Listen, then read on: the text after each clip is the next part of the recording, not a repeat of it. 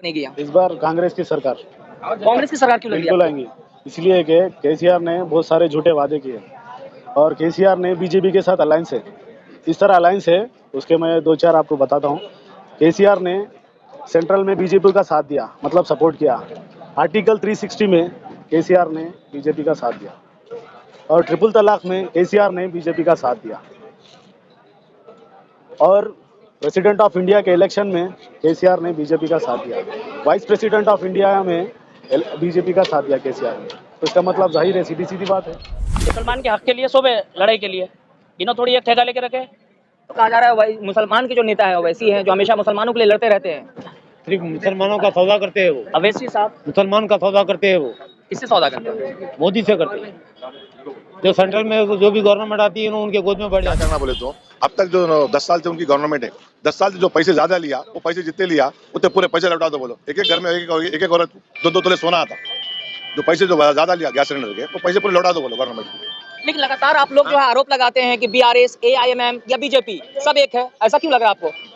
वो मोदी से मिलने वाले कौम का सौदागर है अवैसी, तो सबको पता है ये कौम के हमदर्द है। ट्रिपल तलाक का मामला आता है तो वो बिल फाड़ते हैं वो सदन में। कौन लड़ता है मुसलमान के लिए? मुसलमान के लिए बहुत बड़े बड़े लीडर है। शब्बीर अली साहब है हमारे, गुलाम नबी आजाद है, कई दिल्ली में बड़े बड़े लीडर एमपी से हमारे। क्या इन्होंने एक ही है क्या? तेलंगाना के अंदर इंशाल्लाह हमारी कांग्रेस जो है हुकूमत बनाएगी। 70 से ज्यादा सीटें आएंगे इंशाल्लाह और शेरवानी भी फट जाएगी और गाड़ी के टायरा भी पंचर हो जाएंगे। शेरवानी किसकी फटेगी? शेरवानी असदुद्दीन अवैसी की फटेंगी इंशाल्लाह। मुसलमानों के नेता है बहुत। मुसलमानों के नहीं है, मुसलमानों के सौदागर है वो। क्या बात? मोदी से मिलने वाले है वो तो कह रहे हैं कि वो हमेशा मोदी जी का विरोध, भाजपा का विरोध करते हैं। जाहिर है, बिल्कुल गलत बात है। पैसे लेके करते हैं वो बिका हुआ है वो। पैसे लेके करते हैं वो। अच्छा, पैसा लेके विरोध करते हैं। हाँ, अमित शाह और मोदी ये बोलते हैं उनको कि हम इतना पैसा देंगे, आप हमारे खिलाफ में नारा लगाओ। जितना आप बोलेंगे उतना हमारा वोट बैंक बढ़ता होगा। तो फिर केसीआर का यानी सिक्का चलेगा लग रहा है। नहीं, केसीआर का नहीं चलेगा यहाँ। केसीआर भी मोदी का आदमी है। वो भी मोदी के आदमी वो भी मोदी का है। वो भी आदमी मोदी जी का विरोध करते हैं। नहीं, वो तो दिखावा है खाली। केसीआर की बेटी शराब के स्कैंडल में फंस गई ईडी में। मोदी बचा लिया ना उसको अलायंस में। अभी डिक्लेरेशन नहीं है वो जी, अभी डिक्लेरेशन नहीं है वो। अभी बाद में डरा के करके वोट लिया जा रहा है मुसलमानों से कि जिनको आगे वोट डालेंगे तो बीजेपी जीतेंगे। कैसे जीतेंगी? इससे पहले बीजेपी जीती क्या? फिर ये बराबर जीते ना, और 2 बार बराबर मुसलमानों लेके आए उनको। अब की बार कांग्रेस की सरकार।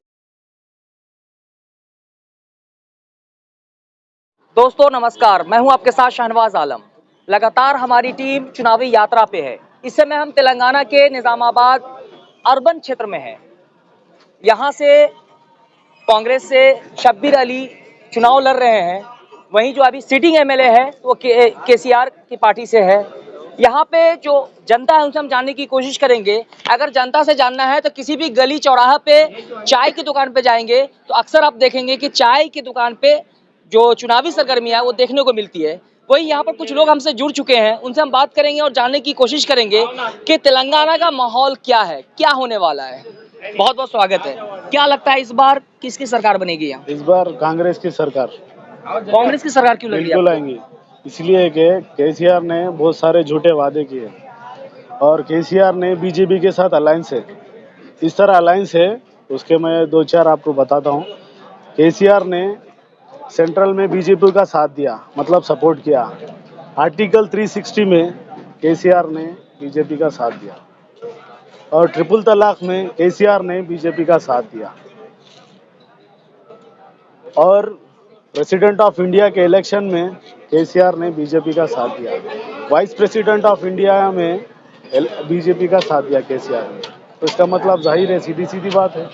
लेकिन केसीआर तो कहते हैं कि तेलंगाना से भाजपा को भगाना है और 2024 में नरेंद्र मोदी को हटाना है प्रधानमंत्री से। वो तो उनको बोलना पड़ेगा ना, क्योंकि तेलंगाना की आवाम को 10 साल से उन्होंने बेवकूफ़ बना रहे, मुसलमानों को, सिख को, ईसाई को।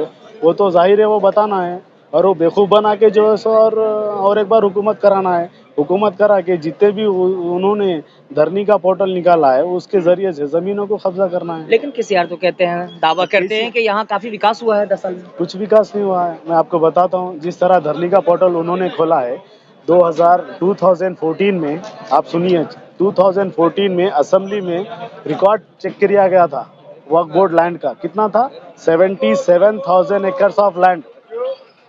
इसी तरह जून 2023 में फिर से एक बार रिकॉर्ड चेक किया गया तो 23,000 एकर्स ऑफ लैंड, कितना? 23 एकर्स ऑफ लैंड बची है। 1000 एकर्स ऑफ लैंड गायब हो गया। लेकिन जो है केसीआर के बारे में कहा जा रहा है वो तो सबको लेकर के सभी धर्म के लोग लेकर चलते हैं, अमन शांति उनके आने से है। तो इस तरह क्यों नाराज है फिर पब्लिक क्यों नाराज है? लेकर चलने वालों के साथ इस तरह क्यों नाराज है? जिस तरह राहुल गांधी ने सबको लेकर चला, इस तरह केसीआर ने किस वजह से नहीं क्यों नहीं लेकर चल रहे? इसलिए केसीआर ने सिर्फ रॉस family only 5 members, KCR, KTR, Kavitha, Harish Rao, Santosh Rao, ये खाली रॉस फैमिली को लोग डेवलप कर रहे हैं। Thousands of acres of land उनके लोगों के ऊपर जो है सो रजिस्ट्रेशन है। आज भी धरनी का जो पोर्टल निकाला उन्होंने, जिस तरह मेरी 5 एकर्स लैंड है फॉर एग्जांपल, फार्मर की जो लैंड है, जो खेत लोग परेशान है, प्रोबिट लैंड कर दिया उसको। प्रोबिट लैंड कर दे के उन्होंने कलेक्टर को परमिशन दे के बाद में परेशान होकर वो लैंड जो है सो उनके लोगों के ऊपर नाम पे कर दिया। आज 54,000 एकर्स ऑफ लैंड, इसी तरह वो भी वक्फ बोर्ड का। अभी तो मैं जो लोग जिसके लैंड्स क्लियर है उसकी बात नहीं कर रहा हूँ, मैं सिर्फ वक्फ बोर्ड लैंड की बात कर रहा हूँ।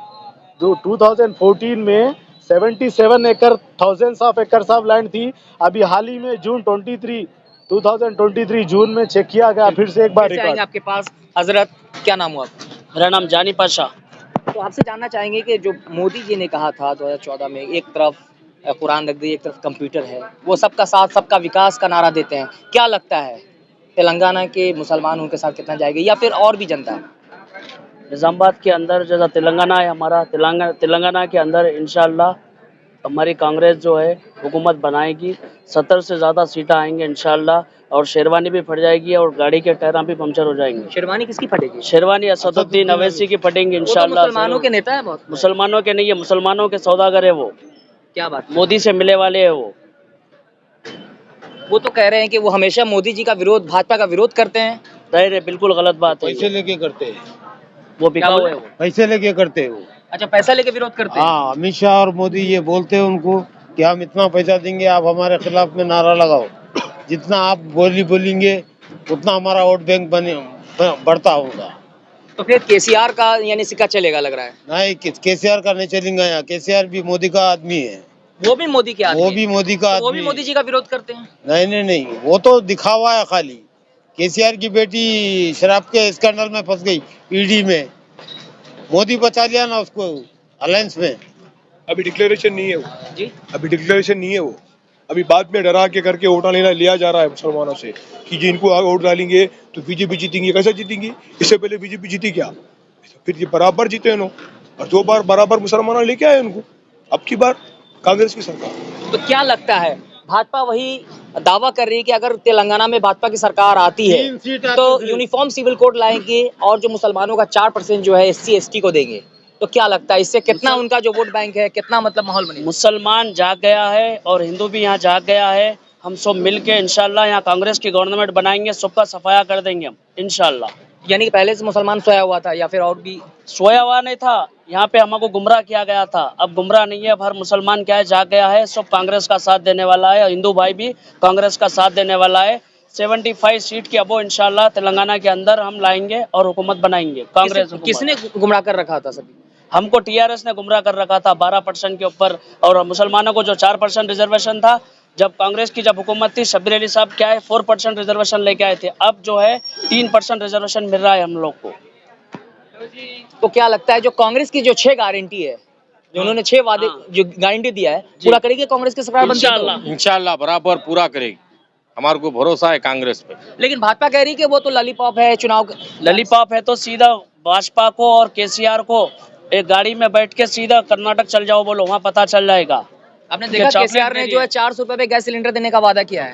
केसीआर जो 4% बोल रहे हैं उसके ऊपर शेड्यूल्स बनाए हैं, आमदनी का खर्चा रखा है, लेकिन 400 रुपए में गैस सिलेंडर देने का वादा किया है उन्होंने। 4% में रखा है उन्होंने, लेकिन उसके ऊपर क्या है, वादा रखा है, इनकम का वादा रखा है, उसलिए क्या है नहीं होने वाला है। अपने कांग्रेस गवर्नमेंट जो है 500 में जो रखी, कोई वादा नहीं रखा। जैसा हुकूमत में आएंगी, आने के बाद 500 रुपए में गैस का सिलेंडर मिलेगा। यानी कि जनता कह रही है कि जनता अब जाग चुकी है, चाहे मुसलमान हो या हिंदू हो। वही कांग्रेस का जो दावा है कि अगर कांग्रेस की सरकार बनती है तेलंगाना में तो 500 रुपए में गैस सिलेंडर दिया जाएगा। वही BRS ने जो 400 रुपए में जो गैस सिलेंडर देने का वादा किया है, तो उन्होंने शर्त रखा है, उसमें कंडीशन रखा है। तो वो शर्त है, एक तरह से लॉलीपॉप है, वैसे जनता का कहना है कि ये एक सरकार बनती है तो वो जो टर्म्स कंडीशन के हिसाब से वो कुछ देने वाली नहीं है। तो क्या करना बोले तो अब तक जो 10 साल से उनकी गवर्नमेंट है, 10 साल से जो पैसे ज्यादा लिया वो पैसे जितने लिया उतने पूरे पैसे लौटा दो बोलो। एक एक घर में एक एक औरत 2-2 तोले सोना आता। जो पैसे जो ज्यादा लिया गैस सिलेंडर के वो पैसे पूरे लौटा दो बोलो गवर्नमेंट को। लेकिन लगातार आप लोग जो है आरोप लगाते हैं कि बीआरएस, एआईएमएम या बीजेपी सब एक है, ऐसा क्यों लग रहा है आपको?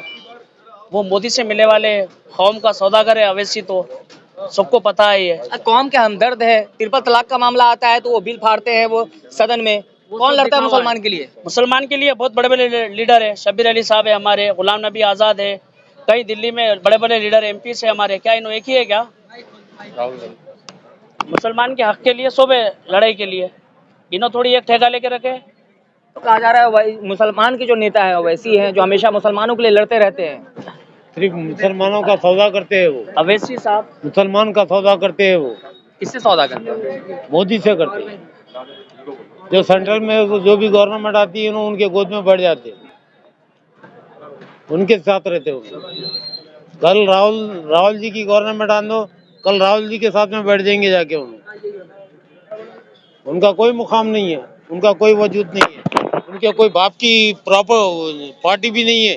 ये लोगों दूसरों की पार्टी छीन लिए, उनका दादा छीन लिया। उसके बाद जो सो उनका बाप जो सो चलाया, अवैसी साहब का बाप चलाया। तो क्या लगता है, और भी जनता से जानने की कोशिश करेंगे, क्या लगता है बदलाव होने वाला है? किसकी सरकार आएगी? कांग्रेस की। क्या लगता है? क्या बता सकते हैं जी, उम्मीद पे कायम है दुनिया, बता तो लेकिन क्या लगता है किसे आना चाहिए? केसीआर अच्छा काम कर रही है? नहीं बता सकते केसीआर अच्छा काम कर रही है? नहीं भाई, वो हर पार्टी आए तो काम अच्छा ही करना पड़ता।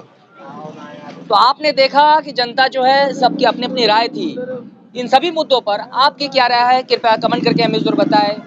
वीडियो अच्छी लगी तो वीडियो को लाइक और शेयर करना ना भूलें। तब तक के लिए नमस्कार, जय हिंद, जय भारत।